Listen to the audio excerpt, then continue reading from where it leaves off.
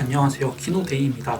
이번 리뷰에서는 추석 연휴를 정조준한 명절 영화 공조2 인터내셔널이 흥행작일 수는 있어도 잘 만든 영화일 수는 없는 이유를 살펴봅니다.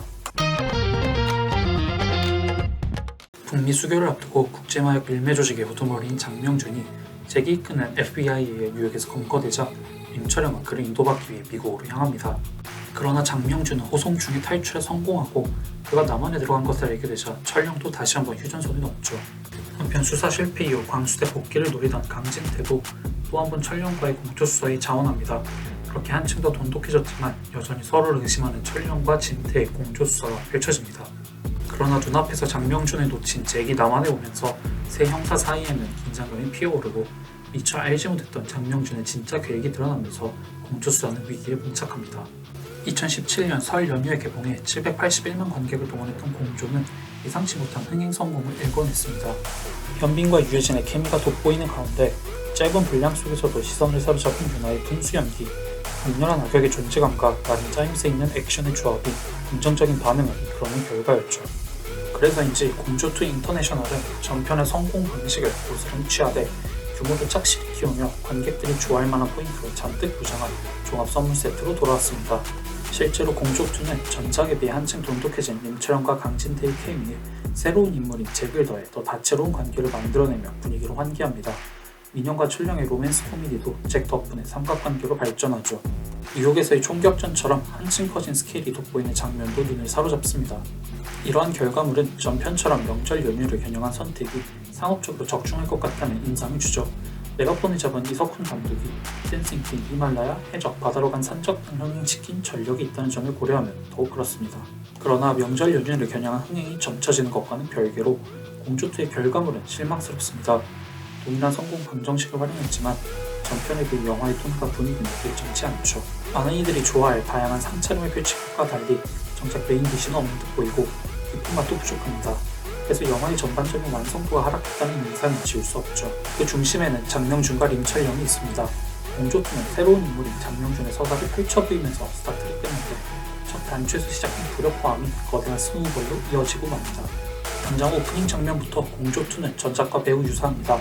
일전에 차기성의 범죄를 막으려다가 실패하고 사랑하는 아내를 잃었던 임철영은 이제 장명준의 범죄와 탈출을 막는 데 실패하고 아끼는 동료를 잃습니다.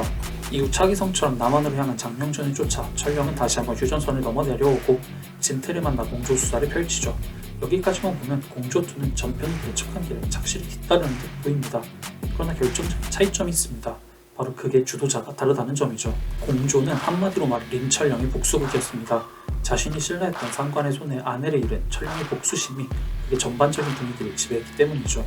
그래서 철령의 시점에 몰입한 관객들은 자연히 차기성을 인증하고 싶다는 감정을 갖게 되고 그 덕분에 감정의 밀도가 자연히 높을 수밖에 없었습니다. 반면에 공조2는 장명준의 복수극이라고 할 수 있습니다. 북한 사람들을 먹여 살릴 외화를 벌기 위해 당의 명령에 따라 군인의 명예도 버리고 밀거리를 시작한 장명준. 그러나 그는 자신이 벌어온 외화가 북한 사람들이 아니라 권력자의 수준에 떨어진다는 사실을 알게 된 후 당과 국가에 대한 충성심을 버리고 범죄자의 길을 택합니다. 이후 북한 정권에 의해 가족이 처형당한 사실을 알고서는 북한 측 10억 달러의 비자금을 훔쳐 복수를 실행할 미끼로 삼죠. 따라서 작중 모든 사건과 에피소드는 장명준에 의해 발생하며 공조를 펼치는 세 형사는 그 사건들을 휘말리는 수동적인 캐릭터에 불과합니다. 그들은 장명준이 숨기는 진짜 목표와 계획을 알아내기 위해 동분서주할 뿐 그의 큰 그림과 동기가 무엇인지는 마지막 순간까지 좀처럼 파악하지 못하죠. 그 결과 뉴욕이나 폐공장, 클럽 VIP룸과 북한 대사 숙소처럼 장명준과 주인공들이 직접적으로 대면하거나 충돌하는 시퀀스를 제외하면 이들과는 직접적인 관련성이 느껴지지 않습니다.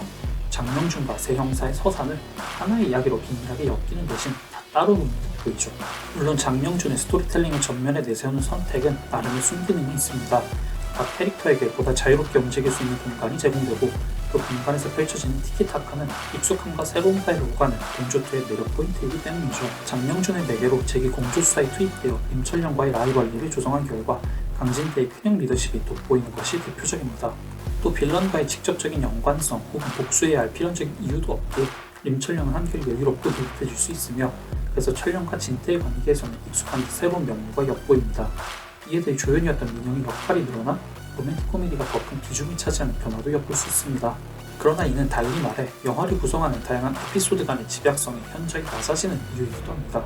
냉정하게 따져보면 사실 장명준은 철령에게 잔혹한 짓을 저지르지 않습니다. 비록 뉴욕에서 철령이 동료를 잃기는 하지만 눈앞에서 아내가 살해된 것에 비하면 정서적인 유대감이 느껴지지 않는 동료가 죽는 것은 몰입도를 높일 수 있는 기제라고 보기 어렵습니다. 즉 공조2는 전편만큼의 무게감이 느껴지는 동기를 대체할 수 있는 요소를 찾아야 했죠. 이때 영화는 굳이 장명준과 주인공들의 관계성을 강화시키기보다는 장명준이라는 빌런의 캐릭터성을 강화하여 여튼 관련성을 가리려듯 보입니다. 악역의 잔혹함이 위험성을 직관적으로 각인시켜 주인공들과의 대립에 개연성을 더하는 것이죠. 그래서 마약 밀수를 통해 북한 정권의 비자금을 확보하고 이를 통해 사적으로나 공적으로나 복수하려는 장명준의 서사는 전작의 악역이었던 차기성에 비해 상세하게 주식합니다. 전편의 철령만큼이나 장명준은 절박하고 다급해 보이는 캐릭터로 비춰지죠. 그런데 정작 카메라의 포커스는 진태, 철령, 재객에 쏠려있고 장명준은 국면 전환이 필요한 순간에만 등장하기 때문에 영화는 언밸런스하고 거칠게 느껴집니다. 민영이 호감을 느끼자 재객 질투하는 철령이나 국정원 요원들과 갈등이 붙는 진태처럼 부차적인 장면들이 거듭 더해지다 보니 장명준의 존재감과 복잡한 서사를 소화해낼 충분한 비중과 분량은 미처 주어지지 않습니다. 다양한 서브플롯 중 무엇을 희석시키고 무엇을 농축시켜야 할지의 판단이 잘못된 것이죠. 민철령과 잭이 아니라 현빈과 다니엘 햄이라는 배우의 이미지를 담기 위해 심심할 때마다 등장하는 슬로모션은 이 문제를 단적으로 보여줍니다. 전편을 좋아했을 관객들에게 추파를 보내기에 바빠 그게 전반적인 밸런스를 좀처럼 잡지 못하는 것입니다. 결국 전편이 이야기를 돋보이게 하기 위해 액션과 코미디를 활용했다면 이번 편은 액션과 코미디를 보여주기 위해 이야기를 짠 것처럼 보입니다.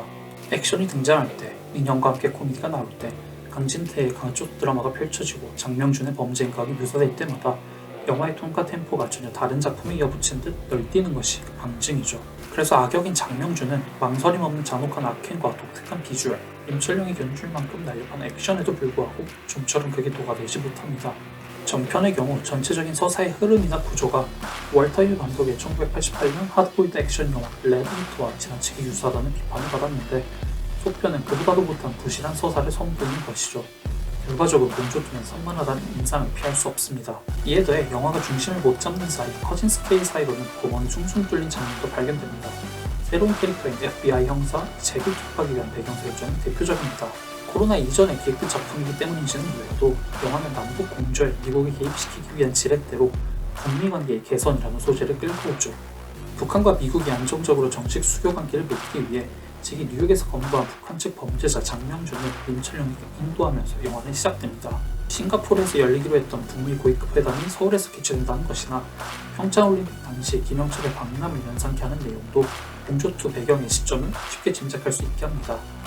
문제는 북미 관계의 결말을 알고 있는 2022년 현재 시점에서 추석을 앞두고 북한이 핵을 포기할 수 없다고 선언한 상황에서 이러한 배경 설정은 무리수로 느껴질 여지가 충분합니다. 물론 이를 그저 영화 전개를 위한 가상의 설정으로 볼 수도 있습니다. 인터내셔널 대신 촌티가 느껴지는 인터내셔널 아리 부제목인 데에는 첨예한 국제정치의 현실을 스크린 속으로 끌고 오지 않겠다는 의도가 분명 느껴지죠. 또 명절에 걸맞게 웃기는 액션 영화로 남겠다는 공조2 인터내셔널의 정체성과도 맞닿아 있습니다. 비록 코미디가 신선하다고 보기 어렵고 휴지 대신 파리채를 쓴 액션씬이 인상적이라고 보기도 어렵지만 웃음을 강요하지 않으며 나쁜 놈은 벌받고 착한 사람은 이기는 액션은 공조2가 목적을 이루는 데 충분해 보이기도 하죠.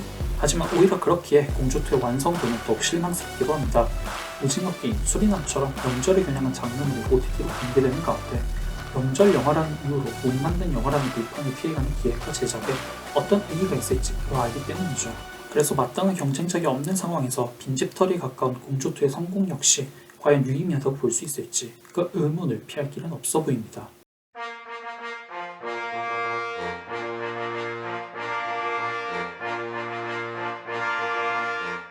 더 많은 영화 리뷰는 아래 링크에 브런치, 키노라이츠, 오마이뉴스, 네이버 블로그, 카카오 뷰를 통해 보실 수 있으니 많이 이용해주세요.